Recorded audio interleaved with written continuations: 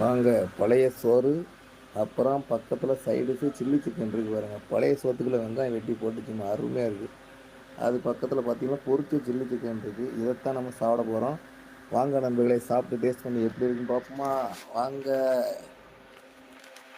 First அடிக்கும் chilli சிக்கனை எடுத்து ஒரு பீஸ் உங்கள் வாயில் ஊட்டி விடுறேன். சும்மா இஞ்சி பூண்டு கோத்து கோத்து வேற லெவலில் இருக்குது.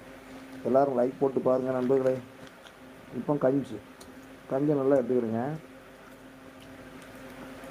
கஞ்சள் நல்லா அள்ளி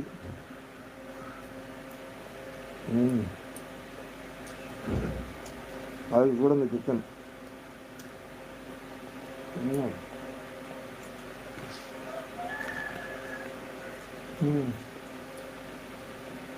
பழைய சோறுக்கும் சிக்கனுக்கும் வேறு லெவலில் இருக்குது.